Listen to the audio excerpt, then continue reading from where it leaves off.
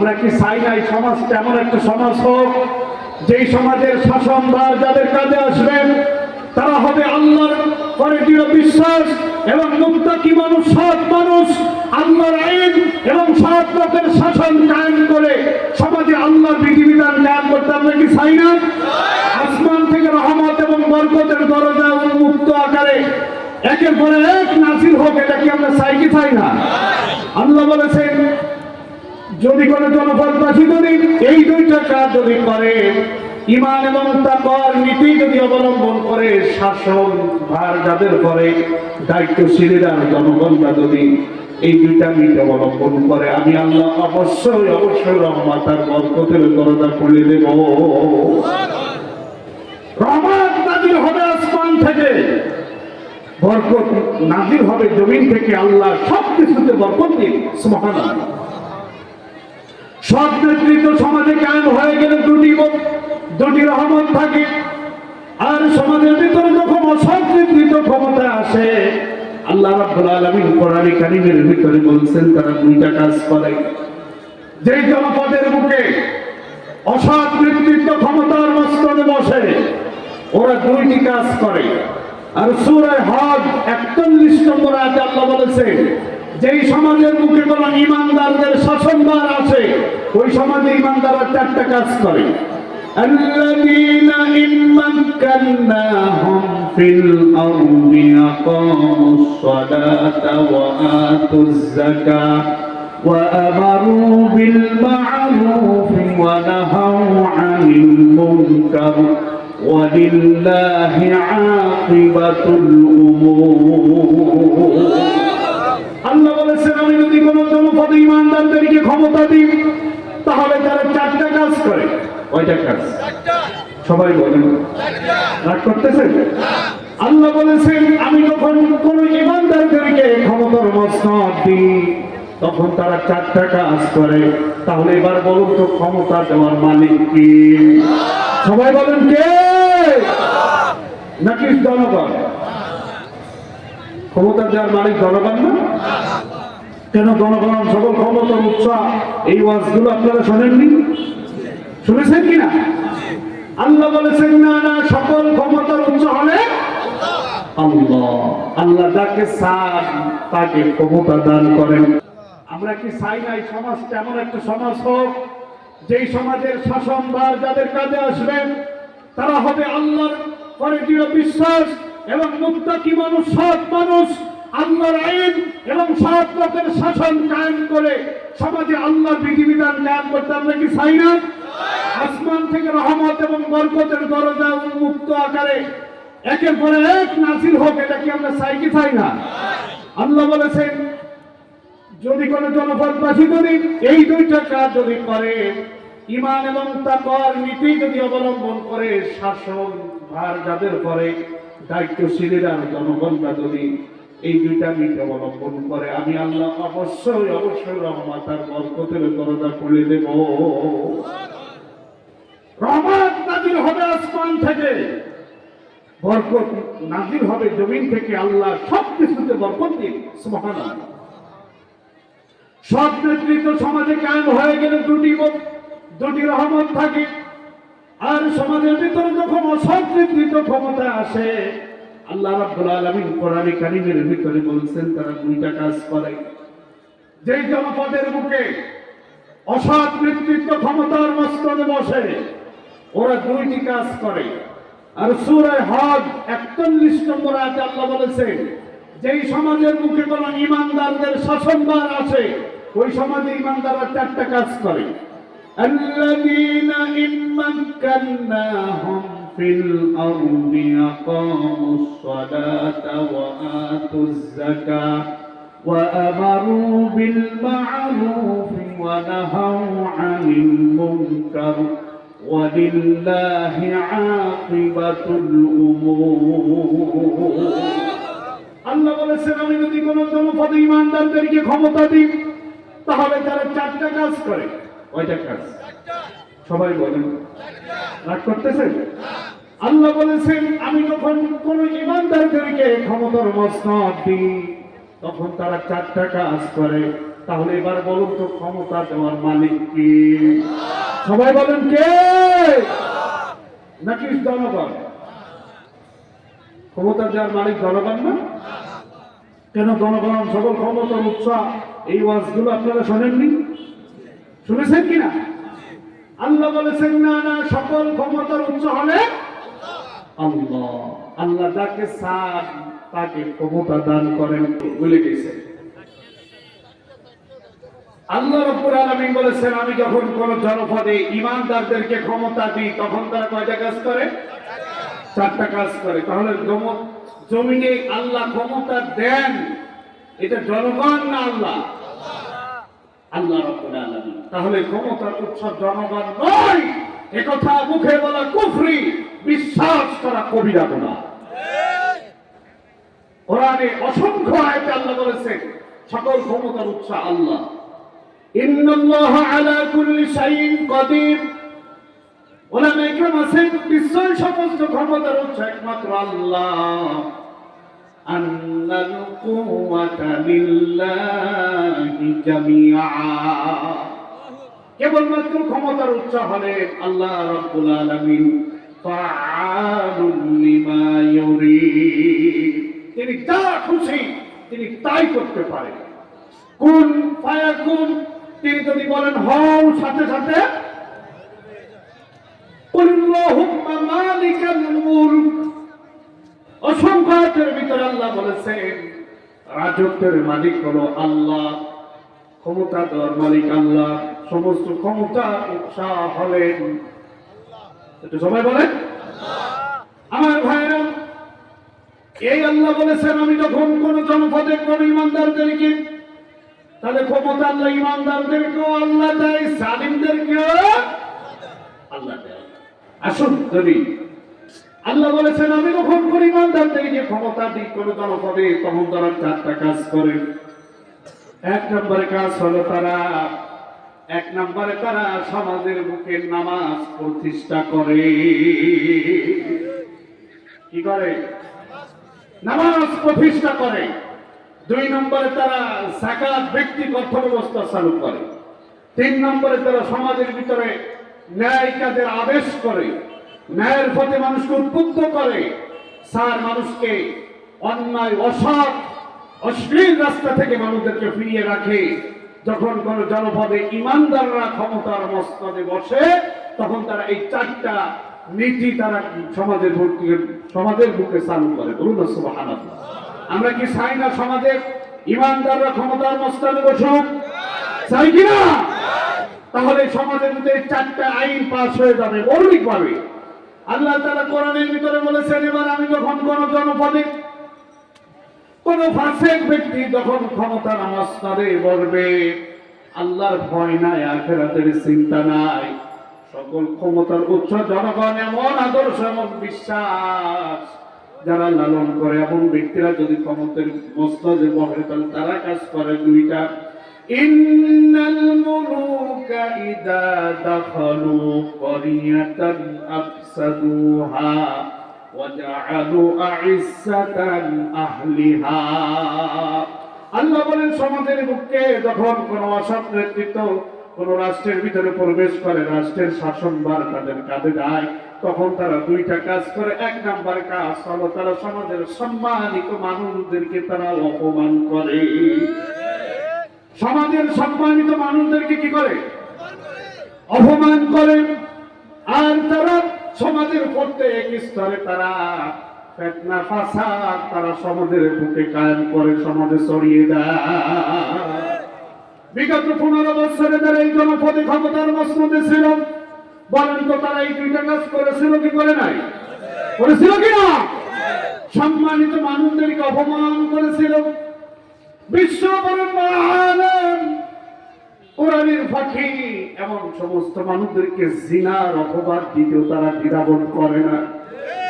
সোনার মানুষগুলোকে অপরাধী সাজায়া ফাঁসির মঞ্চে ঝুলায়া তাদেরকে দুনিয়া থেকে বিদায় করে দিয়েছে।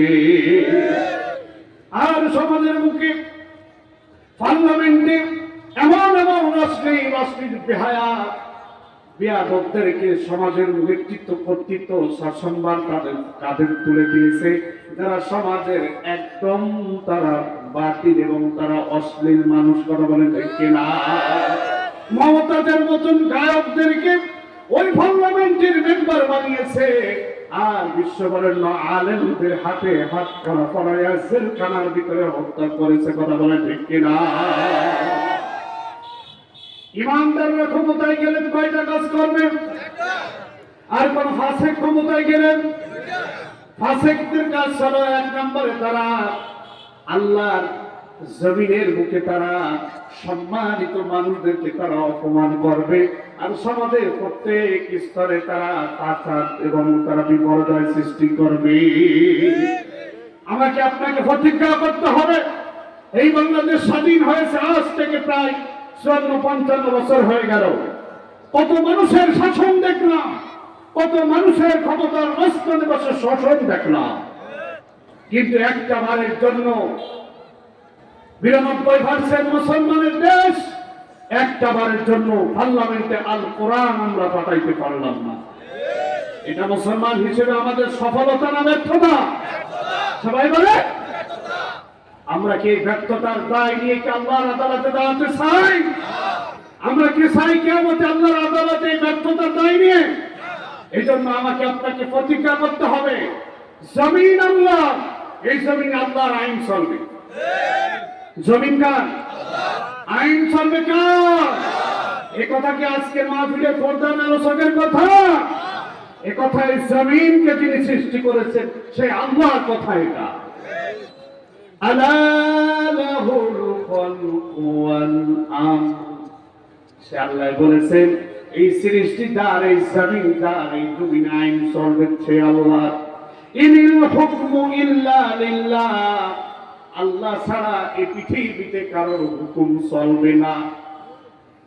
হুকুম করার মতো একমাত্র এখতিয়ার আল্লাহ রাব্বুল আলামিন রাখেন, অথচ আল্লাহর হুকুম কি আমাদের সমাজে চলে? আসমান বানিয়েছেন আল্লাহ, জমিন বানিয়েছেন আল্লাহ, সূর্য বানিয়েছেন, চন্দ্র বানিয়েছেন, বাতাস বানিয়েছেন, আলো বানিয়েছেন, সবকিছু আল্লাহ। কিন্তু সেই আল্লাহর বিধান আমাদের সমাজে অনেক মুসলমানের পছন্দ হয় না। আছে কিনা এরকম মানুষ? যখন তাদের কাছে প্রশ্ন করা হয়, ও ভাই তুমি কার আইন মানো? কয় আমি ব্রিটিশের আইন মানি, আমি আব্রাহাম লিঙ্কনের আইন মানি, আমি অমুকের আইন মানি, আমি তমুকের আইন মানি। আইন মানার ক্ষেত্রে আল্লাহর আইন পছন্দ হয় না। আবার যখন বলা হয় ওয়ালা ইন সাআলতাহুম মান খালাকাস সামাওয়াতি ওয়াল আরদ, ওই মানুষটার কাছে প্রশ্ন করে, ও ভাই আসমান জমিন এর মাঝখানে যা আছে না কেন, এটা কে সৃষ্টি করেছে? নির্দ্বিধায় বলে এই সব কিছু সৃষ্টি করেছে আমার আল্লাহ। কিন্তু ওই মানুষটা আল্লাহকে সৃষ্টিকর্তা হিসেবে মানে, আল্লাহকে রিজিকদাতা হিসেবে মানে। ওয়া মা মিন দাব্বাতিন ফিল আরদি ইল্লা আলাল্লাহি রিজকুহা, ওই আল্লাহকে কথা স্বীকার করে জমিনের যত সৃষ্টি আছে না কেন, মাখলুক আছে না কেন, সব কিছু রিজিকের দায়িত্ব আল্লাহর, এই কথা তারা জানে মানে। কিন্তু যখন আল্লাহ রব্বুল আলামিনকে, আল্লাহ রব্বুল আলামিনের হুকুম মানার কথা বলা হয়, আল্লাহর আইন মানার কথা বলা হয়, তখন আর মানতে চাই না। কথা বলেন ঠিক কিনা? ওই আল্লাহর আসমান বানিয়েছেন যে আল্লাহ, জমিন বানিয়েছেন সে আল্লাহ, সূর্য বানিয়েছেন যে আল্লাহ, চন্দ্র বানিয়েছেন সে আল্লাহ। সে আল্লাহ এই পৃথিবী বসে চলার জন্য একটা আইন বানিয়েছেন, সেই আইনের নাম কি? এই কোরআনের বিধান, আল্লাহ রাব্বুল আলামিনের নাযিলকৃত দেওয়া বিধান। ও মানুষ, তুমি কেমনে চলবা তার সুষ্ঠু সমাধান বিধান দিয়েছেন আল্লাহ। সেই আইনটা, সেই বিধানটা আজকে অনেক মুসলমান পছন্দ করে না। আজকে যখন বলা হয় নামাজের কথা বললে মানুষ খুব খুশি হয়, রোজার কথা বললে খুশি হয়, যাকাতের কথা, হজের কথা বললে খুশি হয়, পিতামাতার খেদমতের কথা বললে খুশি হয়, কিন্তু আল্লাহর জমিনে আল্লাহর আইন চলবে এই কথাটা বললে অনেক মুসলমান খুশি হতে পারে না। ও ভাই, আল্লাহর বিধান, চোর যখন চুরি করবে চোরের হাত কেটে দাও, এই বিধানটা কি কোনো মানুষের বানানো, কোন ফির সাহেবের বানানো, কোন আমির সাহেবের বানানো? এই বিধানটা কার? চোর চুরি করলে হাত কেটে দাও। যখন কোন মানুষ জেনা করবে, জেনাকারী শাস্তি কার্যকর করো। মদ খেলে শাস্তি কার্যকর করো। কিসাস, মানুষ হত্যা করলে কিসাস করো। এই বিধানগুলো বলেন তো কার বিধান? এই আইনগুলো অনেক মানুষ আছে মানতে চায় না, মানতে পারে না। বলেন তো কোন ইমানদার যদি আল্লাহর কোন বিধান যদি ফয়সালা করে দেওয়ার পরে সেই বিধান যদি না মানে ইমানদার থাকে? ইমানদার থাকে? ও ভাইরা, যেই মানুষগুলো বলে আল্লাহর জমিনে আল্লাহর আইন চলবে, আমরা যদি ক্ষমতার মস্তদে যেতে পারি, আল্লাহর কোরআন হবে আমাদের সংবিধান, আল্লাহর আইন হবে আমাদের দেশের আইন, আল্লাহর আইন আমরা কাজ করবো, তাহলে এরপরেও যখন আপনি আমি এটা উপেক্ষা করে মানুষের বানানো কুফরি আইনের পক্ষে যখন আপনি আমি সমর্থন দিব, বলেন তো আপনার আমার ইমান যদিও দাবি করি আমি ইমানদার, তাহলে সেই ইমানদার বলে মুখে স্বীকার করলো কি আল্লাহর দরবারে কি ইমানদার হিসেবে আমরা গণ্য হব? কথা বলে আমার ভাইরা। একবার হযরতে বিশ্বনবীর কাছে একজন ইহুদি মামলা দায়ের করল। এক মুসলমানের বিরুদ্ধে এক ইহুদি মামলা দায়ের করল। আল্লাহ নবীর কাছে একজন মুসলমানের ব্যাপারে একজন ইহুদি মামলা দিল। আল্লাহ নবীর মামলাটা শুনলেন, শুনে দিলেন, রায় দিলেন। রায়টা মুসলমানের পক্ষে না গিয়ে রায়টা ইহুদির পক্ষে চলে গেল। মুসলমান খুব অসন্তুষ্ট হয়ে গেল। ইয়া রাসূলুল্লাহ, আমি আপনার সাথে জামাতে নামাজ পড়ি, আমি আপনাকে অর্থনৈতিক জিহাদের মাঠে আমি চাঁদা দিই, আমি যাকাত দিই, আমি দ্বীনের খেদমত করি, আমি সব করি, আর নবীজি রায়টা আমার পক্ষে না দিয়ে রায়টা কেন ইহুদির পক্ষে দিয়ে দিল? রাসূলুল্লাহর আইন, রাসূলুল্লাহর বিচার তার পছন্দ হয় নাই। ওই নামদারি মুসলমান চলে গেল। বিচক্ষণ মানুষ হযরত ওমর ইবনে খাত্তাবের কাছে গিয়ে বলল, ও ভাই উমর, আল্লাহর নবীর কাছে গিয়েছিলাম একটা বিচার নিয়ে, কিন্তু রাসূলুল্লাহর বিচার আমার পছন্দ হয় নাই, আপনি দয়া করে মেহেরবানি করে এই বিচারটা আবার একটু সানি করে দিন। হযরত ওমর বললেন, শুরুতে গেছিলেন কার কাছে বিচার নিয়ে? বলল, গেছিলাম বিশ্ব নবীর কাছে। বলল, বিশ্ব নবীর বিচার কি পছন্দ হয় নাই? বলল, না, আমি মুসলমান, আমি নামাজ পড়ি, আমি যাকাত দিই, আমি সব কিছু করি, কিন্তু আল্লাহ নবীর রায়টা আমার পক্ষে না দিয়ে রায়টা ওই ইহুদির পক্ষে রায় দিয়ে দিল, এটা কোনো ক্রমেই আমি মেনে নিতে পারি না। তাহলে তোমার আবার জিজ্ঞাসা করলেন, ও ভাই, রাসূলুল্লাহর বিচার কি তোমার পছন্দ হয় নাই? বিচার একই কথা বলল। হযরত ওমর বললেন, যদি রায় যদি আমার বিচার আবার সানি করতে হয়, বিচার যদি আমার সানি করা লাগে, তাহলে আমার আর একটু ঘরে যাওয়া লাগবে। হযরত ওমর ঘরের ভিতর প্রবেশ করলেন। ঘরের ভিতর থেকে প্রবেশ করলেন, খোলা তরবারি বের করে আনলেন। খোলা তরবারি দিয়ে হযরত ওমর মুসলমান নামধারী ওই ব্যক্তির গর্দানে খোলা তরবারি দিয়ে এমন ধরে আঘাত করলেন, তার দেহ থেকে মাথা নেমে আলাদা হয়ে গেল। বলুন আল্লাহু আকবার। হযরত ওমর একজন মুসলমানকে হত্যা করলেন, এই গুজব সমাজে ছড়িয়ে গেল। হযরত ওমর মুসলমান হত্যা করেছে, এই গুজব চতুর্দিকে ছড়িয়ে গেল। মুসলমানরা বলতে লাগলো, এবার ইহুদিরা বলতে লাগলো, মুনাফিকরা বলতে লাগলো, মুসলমানদের কাছে মুসলমানরা ভর নয়। এমন সময় আল্লাহ রাব্বুল আলামিন হযরত ওমরের সমর্থনে সূরা নিসা 65 নম্বর আয়াতে কারিমা নাযিল করে জানিয়ে দিলেন, ফালা রাব্বিকা লা ইউমিনুনা হাত্তা ইউহাক্কিমুকা فيما شجر بينهم ثم لا يجدوا في أنفسهم حرجا مما قضيت ويسلموا تسليما।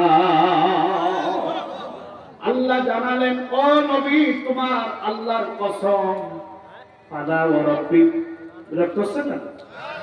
বিরক্ত হচ্ছেন না? দেখতে উঠে উঠে যাচ্ছেন ভাই বোন।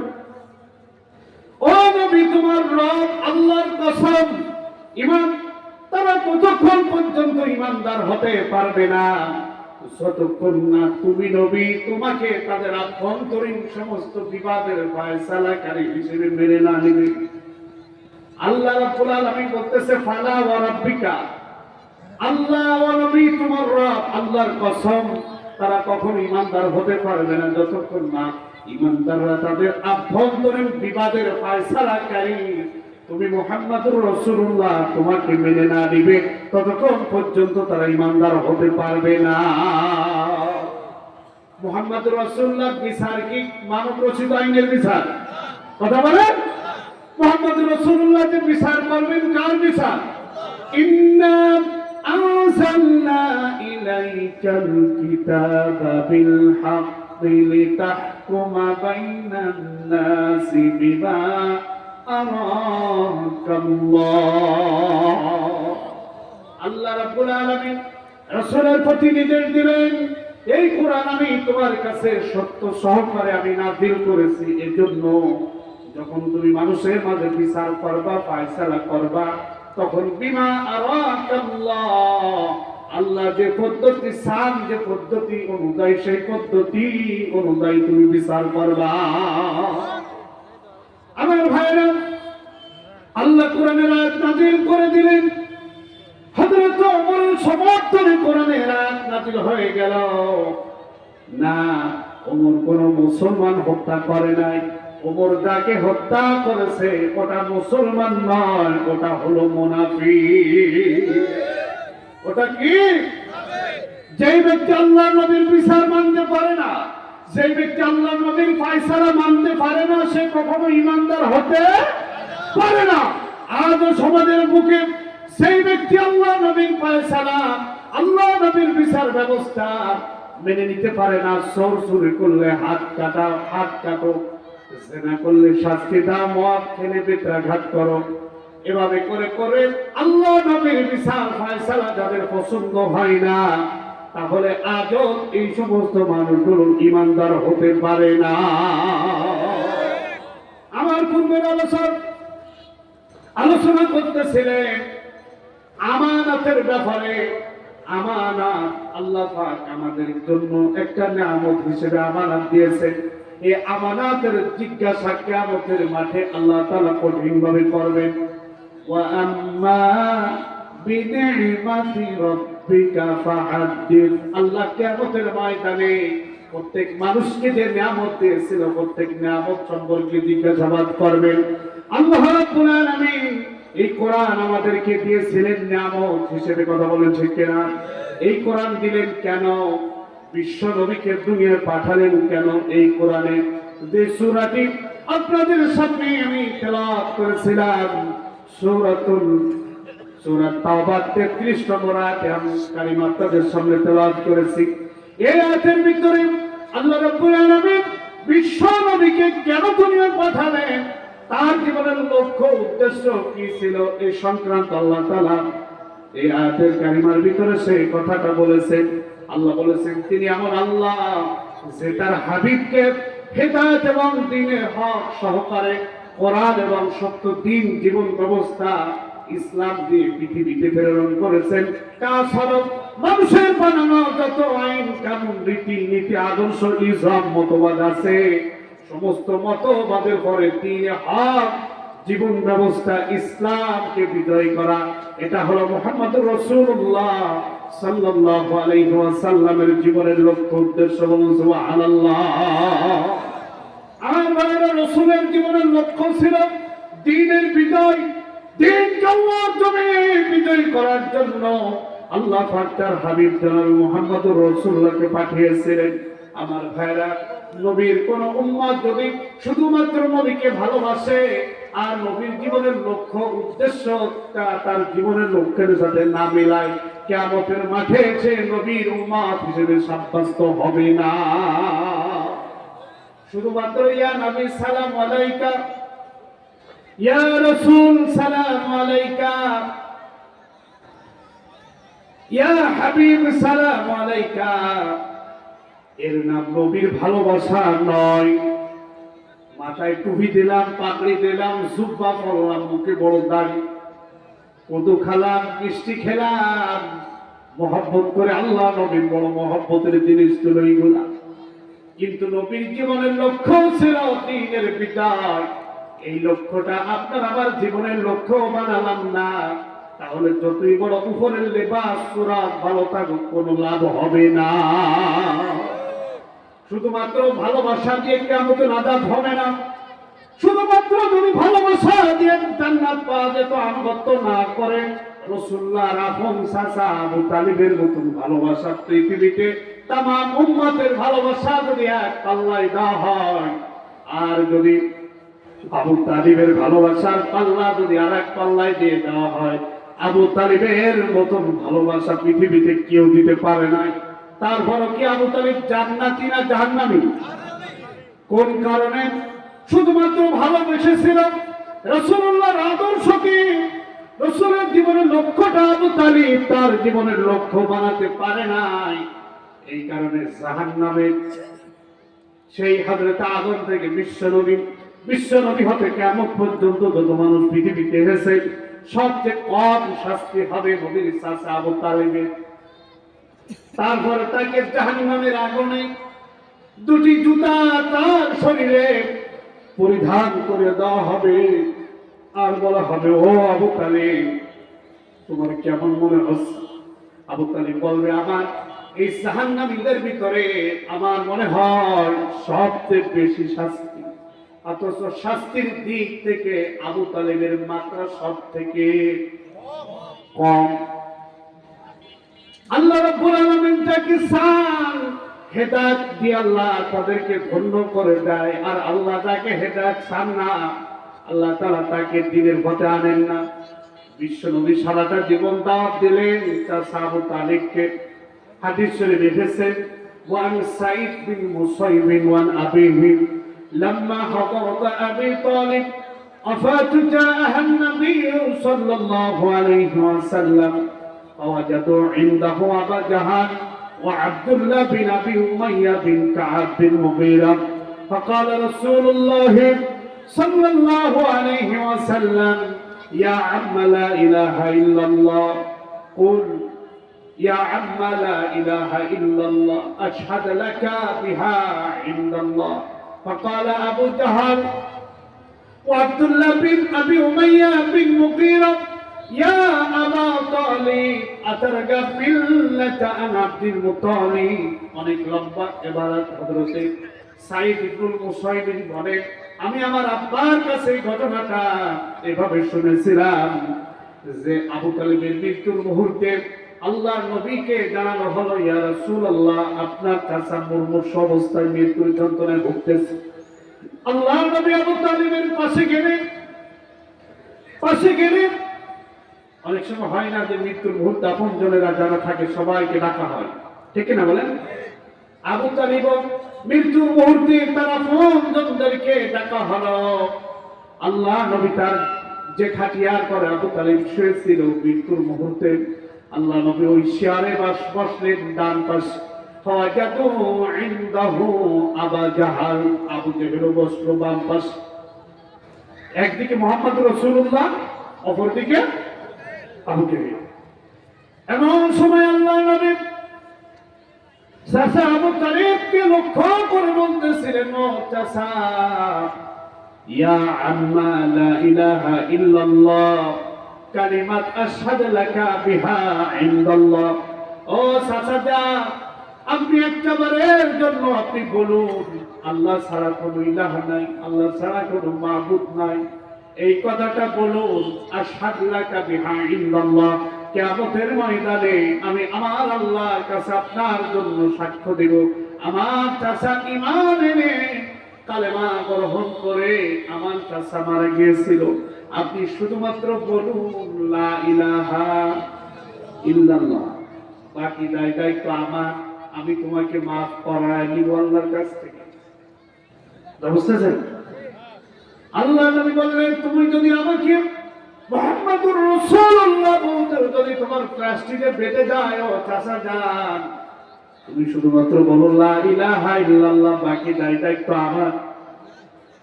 আল্লাহ নবী যখন এই কথা বললেন, আবু জেহেল বলল, ইয়া আবা তালিব, ও আবু তালিব, আতারকাব মিল্লাতা আন আব্দুল মুত্তালিব, ও আবু তালিব, তুমি কি বাপ দাদার আদর্শ, বাপ দাদার ধর্ম ত্যাগ করে তুমি কি আব্দুল মুত্তালিবের আদর্শ বিসর্জন দিয়ে তুমি কি মুহাম্মাদের দ্বীন, মুহাম্মাদের আনিত নতুন ধর্ম গ্রহণ করে তুমি কি মারা যাবা?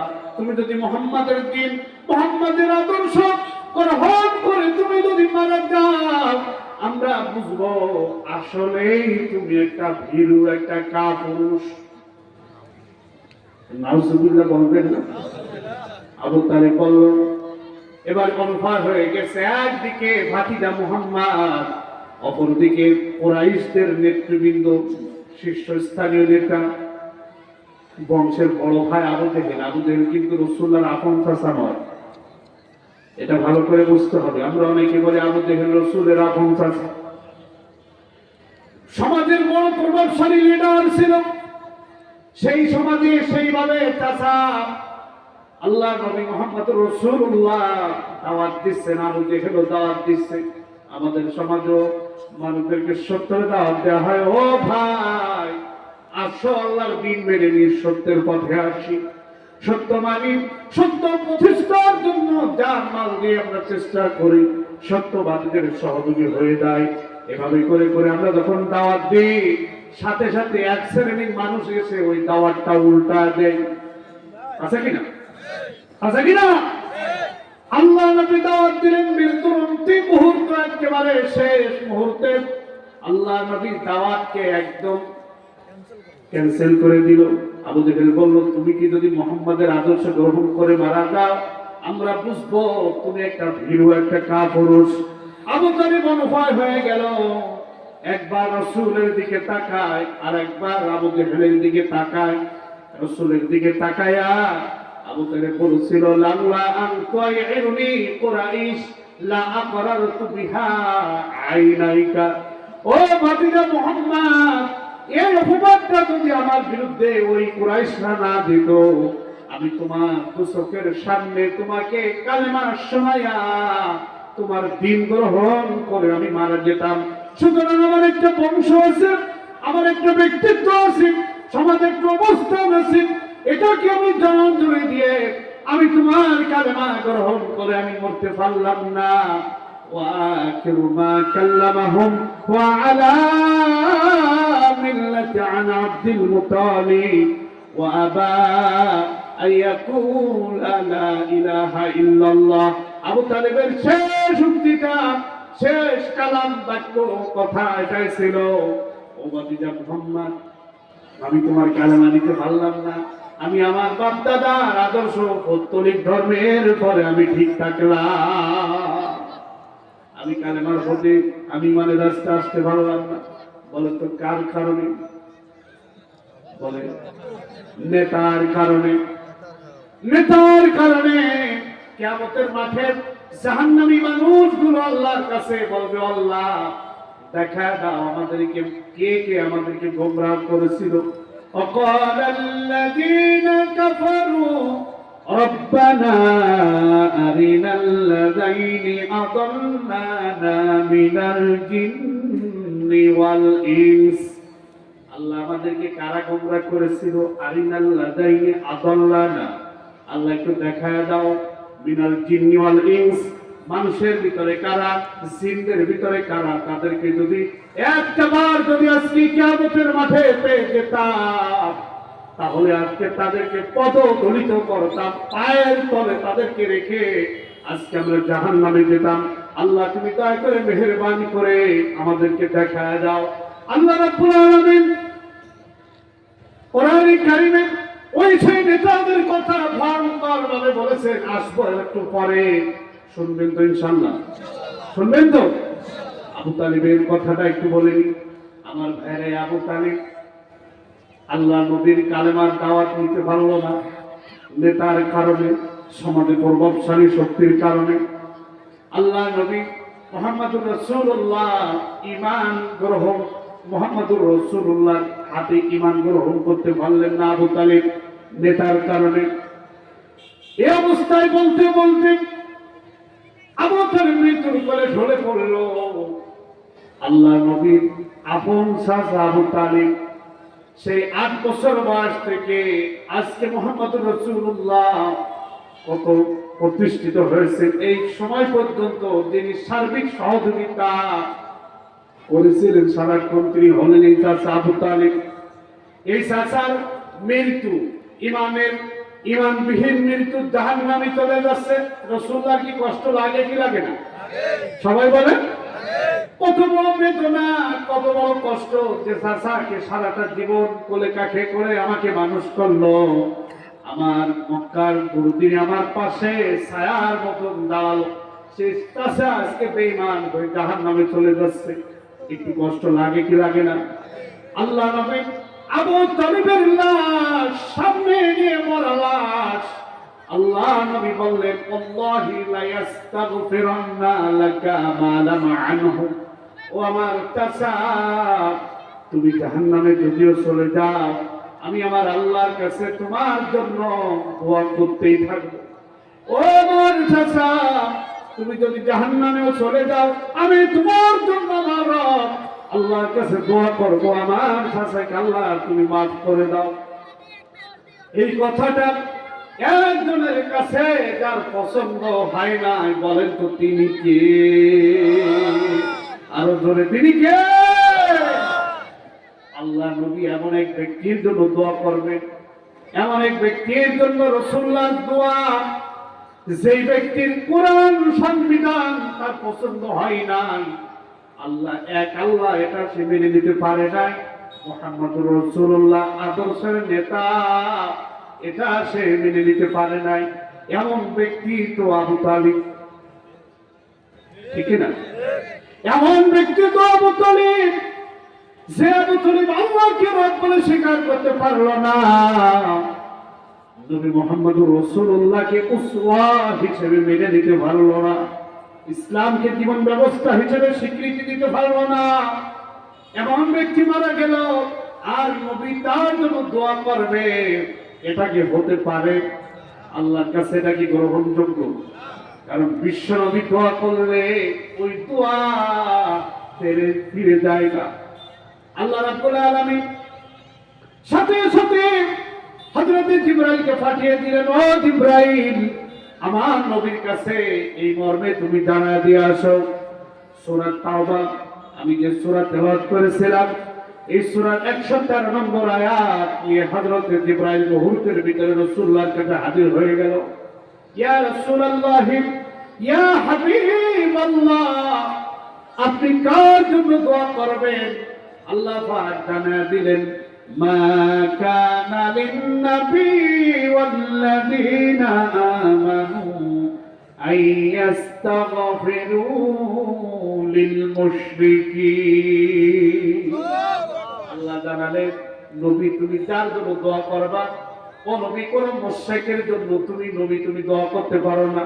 মা কানা লিন-নবী, এই মুহূর্তে নবী তুমি খাস, তুমি আবু তালিবের জন্য স্পেশাল, ওয়াল্লাযীনা আমানু, এবং পরবর্তীতে ঈমানদার যারা পৃথিবীতে আসবে সমস্ত ঈমানদাররা এটা আম, কোন ঈমানদার কোন মুশরিক মারা গেলে তার জন্য দোয়া করতে পারবে না। এমনকি ওয়ালাউ কানু উলি কুরবা, যদিও তার কাছের মানুষ হয়, আপনজন হয়, রক্তের সম্পর্ক হয়, ঈমানদার কোন কাফের বেঈমান মুশরিকের জন্য দোয়া করতে পারবে না। এই ফতোয়া কার? সবাই বলে আল্লাহর ফতোয়া হলো কোন ঈমানদার আল্লাহ আখিরাতের বিশ্বাস করে এমন কোন ব্যক্তি, কোন বেঈমান, কোন কাফের, কোন ফাসিক মারা গেল দোয়া করতে পারবে না। আল্লাহ আয়াত নাযিল করে রাসূলুল্লাহকে মুহূর্তে খাস করে দিলেন আর জানা দিলেন আল্লাযীনা আমানু, কিয়ামত পর্যন্ত কোন ঈমানদার কোন মুশরিকের জন্য দোয়া করতে পারবে না। এমনকি ওয়ালাউ কানু উলি কুরবা, তার একান্ত কাছের মানুষ হয়, তার বাপ হয়, তার মা হয়, সন্তান হয়, আপনজন হয়, ঈমানের সব ইনস্তাহাব্বা কুফরা আলাল ঈমান, ঈমান ইমানের চেয়ে কুফরকে বেশি প্রাধান্য দেয়, এমন ব্যক্তির জন্য কোনো ইমানদার দোয়া করতে পারবেন না। আল্লাহ নবী বড় ব্যথিত, তার আবু তালিবের জন্য দোয়া করতে গেলেন, আল্লাহ নিষেধাজ্ঞা দিয়ে দিলেন। আল্লাহ রাব্বুল আলামিন বিশ্ব নবীর ব্যথায় আল্লাহ তাআলা ব্যথিত, আল্লাহ দেখতেছেন বিশ্ব নবী কষ্ট হচ্ছে। আল্লাহ রাব্বুল আলামিন রাসূলকে সান্ত্বনা দেয়, সূরাতুল কসাসের আয়াত নাযিল করে আল্লাহর হাবিবকে আল্লাহ সান্ত্বনা জানায়, ইন্নাকা লা তাহদি মান আহবাবতা ওয়ালাকিন্নাল্লাহা ইয়াহদি মান ইয়াশা ওয়া হুয়া আ'লামু বিল মুহতাদিন। আল্লাহ জানালেন, ও নবী, তুমি যার হেদায়েত হওয়া বড় কল্যাণকর মনে করো, পছন্দনীয় মনে করো, আমি আল্লাহ তাকে হেদায়েত দিব না, কারণ হেদায়েতের মালিক তুমি নও, হেদায়েতের মালিক হলাম আমি আল্লাহ। আমার ভাইরা, আল্লাহ নবী কাঁদতেছিলেন, চাচা আবু তালিবের জাহান্নামে চলে গেল, দোয়া করতে গেলেন, আল্লাহ নিষেধাজ্ঞা জারি করে দিল। এমন সময় হযরতে বেলাল ইবনে রাবাহ, হযরতে বেলাল, ওই হাবশার কালো বেলাল, আল্লাহ নবী দাঁড়িয়েছিলেন, সাহাবায়ে কেরাম সবাই রাসূলুল্লাহকে দেখে কাঁদতেছিল।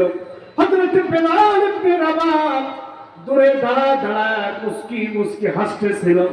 এমন সময় হযরতে ওমর ইবনে খাত্তাব রাসূলুল্লাহর পাশে দাঁড়িয়েছিলেন, বলেন, ও বেলাল, তুমি কেন হাসো? তুমি কি নবীর দুশমন? আমরা সবাই নবীর ব্যথায় ব্যথিত, নবীর চাচা বেঈমান হয়ে জাহান্নামে চলে গেল, নবী কাঁদতেছে, নবী বড় ব্যথিত, আমরা নবীর ব্যথায় ব্যথিত, আর তুমি কেন হাসো রে বেলাল? তুমি কি আসলেই নবীর দুশমন? হযরতে বেলাল বলেন, ও ভাই উমার, আমিও নবীর ব্যথায় ব্যথিত, তবে হাসি, এই হাসা হলো আমার তৃপ্তির হাসি, এই হাসি আমার মুখের হাসি নয়, এই হাসি আমার অন্তরের হাসি। কারণ আমি বিলাল, আমি যখন ইমাম এনেছিলাম মক্কার ওই দুর্দিনে, আমার মনিব উমাইয়া ইবনে খালদ আমাকে ইমান আনার অপরাধে আমাকে কষ্ট দিয়েছিল, আমাকে শারীরিক মানসিক অনেক কষ্ট দিয়েছিল, অনেক লোভ দিয়েছিল, অনেক প্রলোভন দেখাইছিল, অনেক মানসিক শারীরিক কষ্ট দিয়েছিল, এমনকি আমাকে এমন অত্যাচার করেছিল, আমার পায়ের সাথে উটের রশি বেঁধে দিয়ে, উটের লেজের সাথে বেঁধে দিয়ে উত্তপ্ত মরুভূমির ভিতরে আমাকে টেনে নিয়ে বেড়ানো হয়েছিল। দিনের বেলায় যখন উত্তপ্ত মরুভূমি, আমার পিঠের চামড়া আর গোশত সব মরুভূমির সাথে রয়ে যায়, রাতের আধার যখন হয়ে যায়, মরুভূমি ঠান্ডা হয়ে যায়, আমার ওই ক্ষত বিক্ষত ওই দেহটা বিশাল একটা পাথর চাপা দিয়ে রেখে দেওয়া হয়, যাতে করে আমি বেলাল কোনো করবে আমি নাড়াচাড়া করতে না পারি। আর আমাকে অফার করা হয়, ও বেলাল, এখনো সময় আছে, এখনো সুযোগ আছে, এখনো জীবন থাকতে তুমি মুহাম্মাদের দিন, মুহাম্মাদের আনুগত্য প্রহার করো, ত্যাগ করো। হযরতে বেলাল তখনও বলেছিলেন, ওই অবস্থায় বুকের পরে পাথর চাপা, এই অবস্থায় হযরতে বেলাল সাদা মুসু করে একথা সাক্ষ্য দিয়েছিল, এই জীবন যাবে যাক, তবে আমি যে আল্লাহকে পেয়েছি, ইমানের রাস্তা পেয়েছি, ওই ইমান কখনো ত্যাগ করতে পারি না। লিল্লাহি তাকবীর। মুসলমানদের কাছে জীবনের চেয়ে ইমান বড়, ঠিক কিনা? ফাঁসির মঞ্চে জুড়ে চলে যাব, তারপর ইমানের রাস্তা থেকে এক চুল পরিমাণ দূরে সরব না। আমার ভাইরা, যারা ইমানের স্বাদ যারা বুঝেছে, তারা হাসি মুখে ফাঁসির মঞ্চে ঝুলেছে। ইমানের স্বাদ যারা বুঝেছে, জীবনকে পরোয়া করে নাই, রবের সন্তুষ্টির জন্য, রবের হুকুম বাস্তবায়নের জন্য নিজের জীবন দিয়ে দিয়েছে। সুবহানাল্লাহ। বিড়ালের মতন 500 বছর বেঁচে থেকে লাভ নাই। ইমান নিয়ে যদি 1 ঘন্টা যদি বাঁচতে পারি, ওই জীবনটার দাম আল্লাহর কাছে আছে। কথা বলে ঠিক কিনা? সারা জীবন নামাজ পড়বো, রোজা রাখবো, হজ করবো, যাকাত দেবো, তাসবিহ করবো, দান করবো, সদকা করবো, মরার পরে জাহান্নামে গেলাম, লাভ আছে? লাভ আছে? এই জন্য আমার ভাইয়ের আব্দুল্লাহ ইবনে উবার উত্তরসূরি হয়ে লাভ নাই। এই পৃথিবীতে আব্দুল্লাহ বিন উবার উত্তরসূরি হয়ে লাভ নাই। এই পৃথিবীতে যদি বাঁচতে হয় হযরতে বেলালের মতো বাঁচতে হবে, হযরতে খাব্বাবের মতো বাঁচতে হবে, হযরতে খুবাইবের মতো বাঁচতে হবে, হযরতে আম্মার ইবনে ইয়াসারের মতো বাঁচতে হবে, মারা হযরতে সুমাইয়ার মতো জীবন যাপন করতে হবে, হযরতে আসিয়ার মতো জীবন যাপন করতে হবে। স্বামী যদিও আল্লাহ দ্রোহী হোক না কেন, আল্লাহর বিরুদ্ধে হোক না কেন, মা বোনরা ঈমানের পথে থাকতে হবে। হযরতে আসিয়ার মতো প্রয়োজনে জীবন দিতে হবে, কিন্তু সত্যের রাস্তা থেকে এক চুল দূরে সরা যাবে না। এই পৃথিবীতে ইসলামের জন্য সর্বপ্রথম রক্ত দিয়েছিলেন হযরতে সুমাইয়া রাদিয়াল্লাহু তাআলা আনহা। বলুন সুবহানাল্লাহ। সুমাইয়ার রক্তে মক্কার মরুভূমি লাল হয়েছিল। হযরত সুমাইয়ার রক্ত ইসলামের জন্য সর্বপ্রথম সার হিসেবে জমিনে মক্কা বিজয় হয়েছিল। মদিনার রাষ্ট্রুল্লাহ নবী প্রেসিডেন্ট হয়েছিলেন এই সুমাইয়ার রক্ত দিয়ে, সর্বপ্রথম রক্তে লাল হয়েছিল। আমার ভাইরা, যে কথা বলতেছিলাম, হযরত বেলাল হযরত ওমরকে বলেন, ও ভাই উমর, আমাকে ধমক দিও না, আমাকে ধমকায় না, কারণ এটা হাসতেছি তৃপ্তির হাসি, এটা আমার মুখের হাসি নয়, এটা আমার অন্তরের হাসি। কারণ হলো, দেখো, আমি যখন এই অবস্থায় ছিলাম, আমার রব আমাকে ঈমানের পরে টিকে রেখেছিলেন আমার আল্লাহ। আর রাসূলুল্লাহ একজনকে দিতে চায়, কিন্তু সে নিতে চায় না। এই জন্য আমাকে আমার রব যে এই মুহূর্তে হেদায়েতের পরে টিকে রেখেছেন, এই জন্য আমি আমার রবের পরে খুশি যে হেদায়েতের মালিক আমার রব। এই জন্য আমি হাসতেছি। হেদায়েতের মালিক আল্লাহ রাব্বুল আলামিন বিশ্ব নবীকেও বানান নাই। হেদায়েতের মালিক বিশ্ব নবীও নয়। আল্লাহ তার নবীকে বলেছেন, লাস্তা আলাইহিম বিমুসাইতির, ও নবী তুমি তো দারোগা নও, তুমি ফাযাক্কির বিল কোরআন, তুমি তাদেরকে কোরআন দিয়ে নসিহত করো। ইন্নামা আনতা মুযাক্কির, তুমি তো একজন উপদেশদাতা, তুমি তাদেরকে উপদেশ দিয়ে দাও। লাস্তা আলাইহিম বিমুসাইতির, তোমাকে দারোগা করে পৃথিবীতে পাঠাই নাই, তোমাকে লাঠিচার্জ করে হেদায়েতের পথে আনা লাগবে না। আমার ভাইরা, আমাদের সমাজে মানুষদেরকেও বুঝাইতে হবে, দাওয়াত দিতে হবে। ও ভাই, এই দুনিয়ায় যদি তুমি শান্তি পেতে চাও, এই দুনিয়ায় যদি কল্যাণ পেতে চাও, আখিরাতে যদি জাহান্নামের আগুন থেকে মুক্তি পেতে চাও, তাহলে আসো কোরআনের পথে। কথা বলে ঠিক না? এই দুনিয়া বেশি দিন কেউ থাকতে পারবে না। আখিরাতের অনন্ত জগতে এই দুনিয়ার প্রত্যেকটা কৃতকর্মের হিসাব দেওয়া লাগবে। লাগবে কি লাগবে না? প্রত্যেকটা হিসাব দেওয়া লাগবে। এভাবে মানুষদেরকে আল্লাহর পথে দাওয়াত দিতে হবে। এই দুনিয়ায় শুধুমাত্র নামাজ রোজা হজ যাকাতের জন্য আল্লাহ পাঠায় নাই, আপনাকে আমাকে আল্লাহ পাঠাইছে জমিন, আল্লাহর ওই জমিনে আল্লাহর আইন বাস্তবায়ন করার জন্য। প্রত্যেকটা মানুষকে মুজাহিদের ভূমিকা পালনের জন্য আল্লাহ পাঠিয়েছে। এখন আমি আপনি কার মুজাহিদ, এটার কাজ করতেছি? আমি আল্লাহর মুজাহিদ নাকি তাগুতের মুজাহিদ? মুজাহিদ মানে যিনি জিহাদকারী, লড়াইকারী, চেষ্টাকারী। আবার আপনারা যদি আল্লাহর দ্বীনকে জমিনে বিজয় করার জন্য যদি চেষ্টা হয়, কিয়ামতের মাঠে আল্লাহ রাব্বুল আলামিন আপনাকে আমাকে প্রতিদান দিবেন। আর আপনি আমি যদি তাগুতের পক্ষে, যদি আল্লাহর রহিমতবাদের পক্ষে যদি কাজ করি, তাহলে কিয়ামতের মাঠেও আল্লাহ তাআলা তার শাস্তি দিবে। এজন্য ভাইরা আমার, কিয়ামতের মাঠে মানুষগুলো আল্লাহকে বলবে, ও আল্লাহ, আমাদেরকে দেখা দাও কারা আজকে জাহান্নামে এনে দিল আমাদেরকে। কিয়ামতের ময়দানে আল্লাহর কাছে জাহান্নামীরা ফরিয়াদ করে করে বলবে, ও রব, তুমি আমাদেরকে দেখা দাও কারা আমাদেরকে গোমরাহ করলো, কারা আমাদেরকে তোমার রাস্তা থেকে, দ্বীন হক থেকে তারা আমাদেরকে সরালো, সরায় আজকে জাহান্নামের পথের পথিক বানায় দিল। আল্লাহ রাব্বুল আলামিন কোরআনে কারীমের ভিতরে বলেছেন, জাহান্নামীরা যখন তারা পথভ্রষ্ট হয়ে যাবে, তারা আল্লাহকে বলবো, আল্লাহ দ্রোহী কার্যক্রমের সাথে নিজের জীবনকে পরিচালনা করে এইসব মানুষগুলো কিয়ামতে আল্লাহর কাছে এই অভিযুক্ত করবে। আল্লাহ রাব্বুল আলামিন কোরআনে কারীমের ভিতরে জবাব দিয়েছেন, ইয়াউমা তুকাল্লাবু উজুহুহুম ফিন্নার ইয়াকুলুনা ইয়া লাইতানা আতা'না আল্লাহা ওয়া আতা'নার রাসূলা। আল্লাহর কাছে যখন বলবো, আল্লাহ আমাকে আজকে জাহান্নামে কে এনে দিল? মানুষের ভিতরে কোন মানুষ, জিনদের ভিতরে কোন জিন, তুমি আজকে আমাকে দয়া করে মেহেরবানি করে দেখা দাও। আল্লাহ রাব্বুল আলামিন বলেন, জাহান্নামের আগুনে পড়ার ভিতরে তাদেরকে যখন উত্তপ্ত করে জ্বালানো হবে, জাহান্নামীদেরকে আমি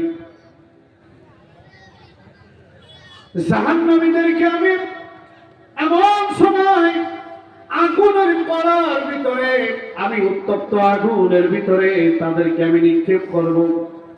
জাহান্নামের আগুনের কড়াই আল্লাহ তাআলা সেখানে আগুন জ্বালায়া ওই জাহান্নামের ভিতরে মানুষদেরকে নিক্ষেপ করবে। ইয়াউমা তুকাল্লাবু, ইয়াউমা মানে কিয়ামতের দিন, তুকাল্লাবু এপিট ওপিট করে উল্টা পাল্টে। আমাদের মারা যখন মহিলারা মাছ ভাজি করে না, কি করে বলেন তো সবার মুখে?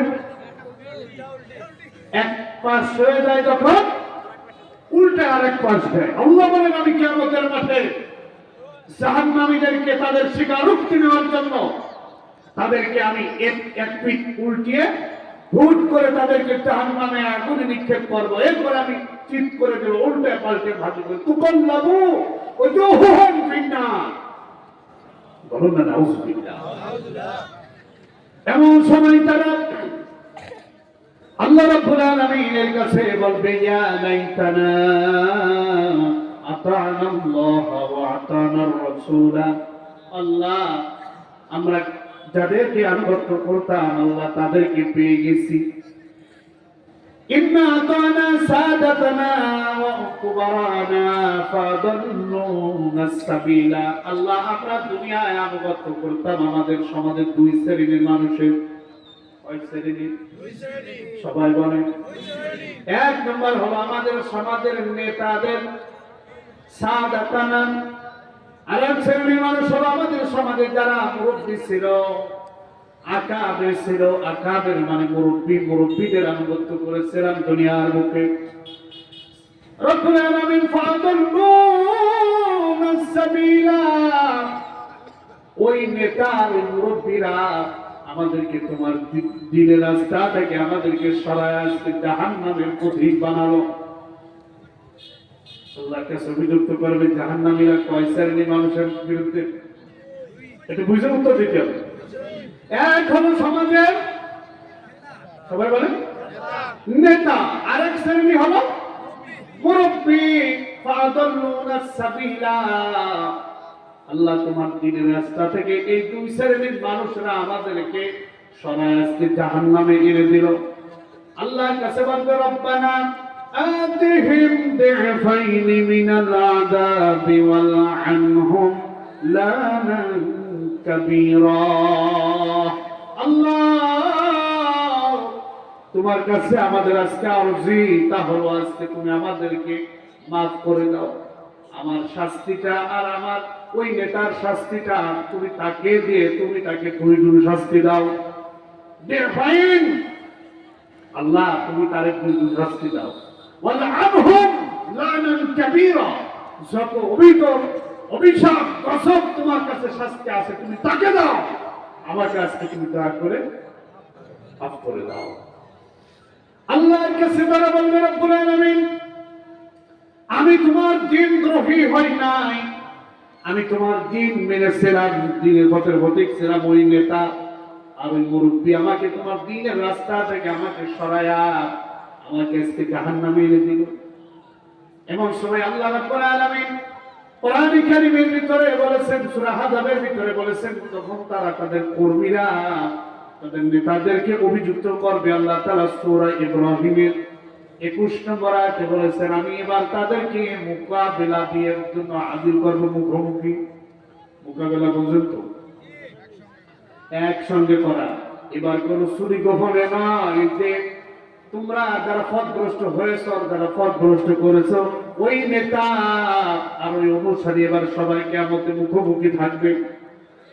وبرزوا لله جميعا فقال الضعفاء للذين استكبروا আল্লাহ বলেন সেদিন আমি তাদেরকে মুখোমুখি করে দিব।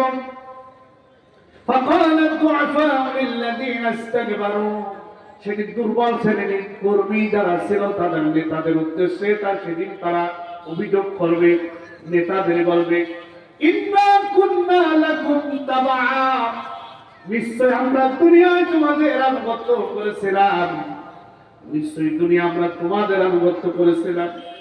তারা বলবে, সবাই বলে কর্মীরা তাদের বিরুদ্ধে, নেতাদের বিরুদ্ধে। ইন্না কুন্না লাকুম তাবআ, ইন্না মানে নিশ্চয়, কুন্না মানে আমরা, লাকুম মানে তোমাদের, তাবআন মানে আনুগত্য। ও নেতা, আমরা দুনিয়ায় তোমাদের আনুগত্য করেছিলাম, তোমরা যা বলেছিলে তাই শুনেছিলাম। তোমরা বলেছিল অমুকের ঘের দখল করতে হবে, ঘের দখল করেছিলাম। অমুকের দোকান ঘুরাইতে হবে, দোকান ঘুরাইলাম। অমুকের নামে মামলা দিতে হবে, মামলা দিলাম। অমুকের থাপ্পড় মারতে হবে, থাপ্পড় মেরেছিলাম। অমুকের পোস্টার ছিঁড়তে হবে, ছিঁড়েছিলাম। এভাবে করে করে তুমি যা বলেছিল দুনিয়ার জগতে আমরা তাই করেছিলাম। এরকম ঘটনা কি ঘটে না কিনা? ও নেতা, তোমার কথা মতো জীবন পার করে দিয়েছিলাম, এখন তোমার কাছে তোমার কথাগুলো দুনিয়ায় শোনার কারণে আজকে জাহান্নামী হলাম। আজকে তোমার কাছে আমার একটা আরজি, তোমার কাছে আমাদের আর কোনো চাহিদা নাই, একটা চাহিদা, তা হলো ফাহাল আনতুম মুগনুনা আন্না মিন আযাবিল্লাহি মিন শাই, তা হলো এই জাহান্নামের আগুন থেকে আজকে দয়া করে তুমি আমাকে একটু বাঁচায় দাও। তোমার কাছে আর কোনো দাবি নাই, আর কোনো কাকুতি নাই, আর কোনো চাহিদা নাই।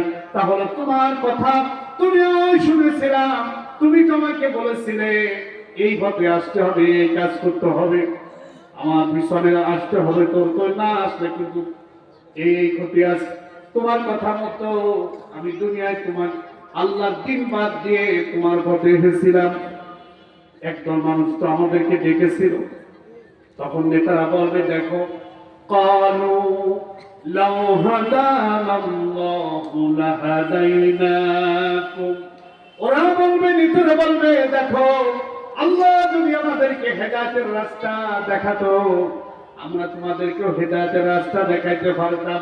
আমরা নিজেরা ছিলাম অন্ধ, পথভ্রষ্ট, কেমনে তোমাদেরকে হেদায়েতের রাস্তা দেখাবো?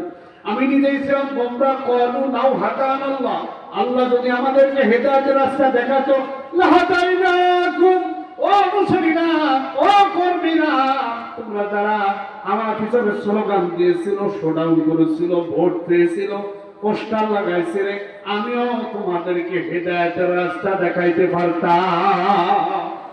আমি নিজেই ছিলাম কি গোমরা, আমি নিজে ছিলাম পথভ্রষ্ট।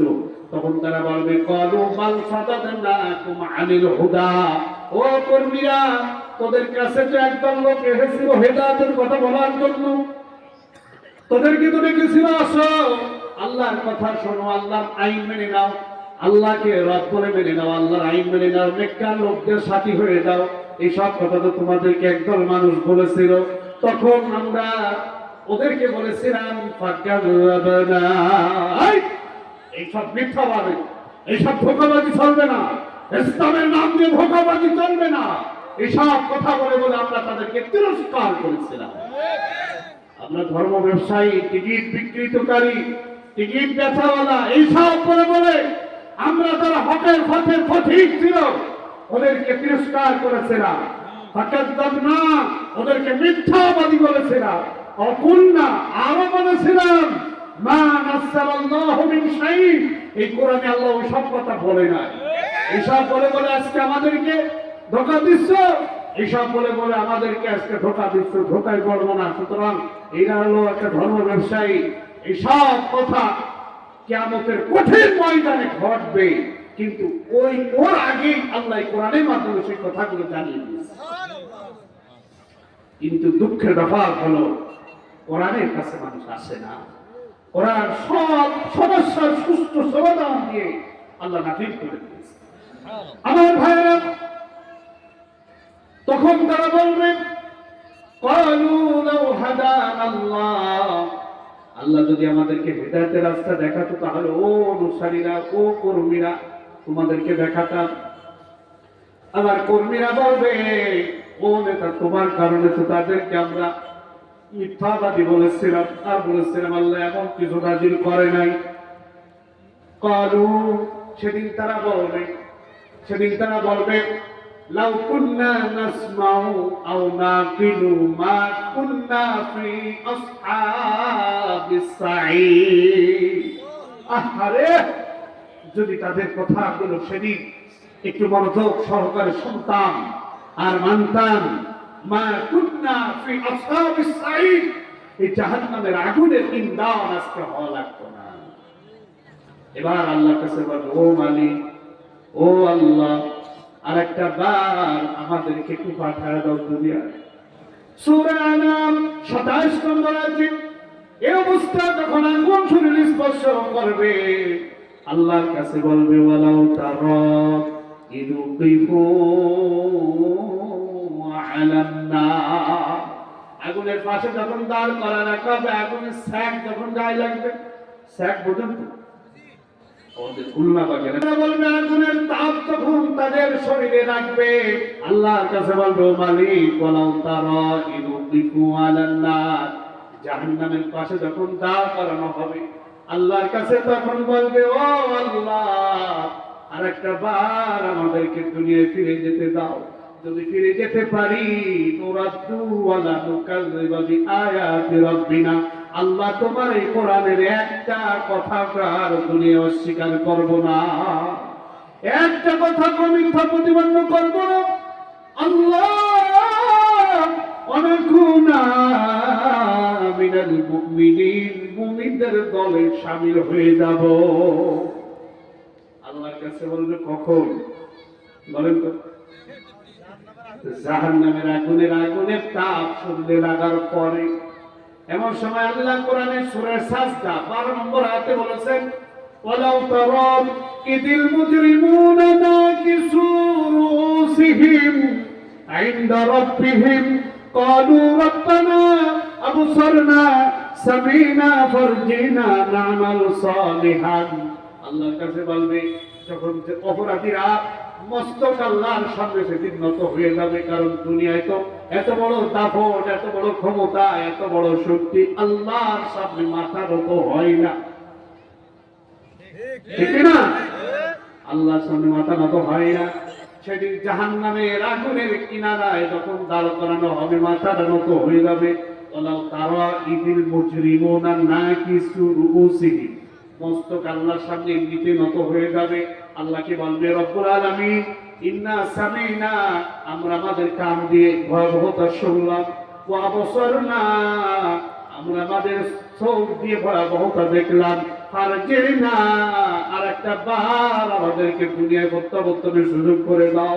যদি যেতে পারি না আমার সালিহান, ভালো হয়ে যাব। আল্লাহ আরেকটা বার সুযোগ করে দাও, ভালো হয়ে যাব।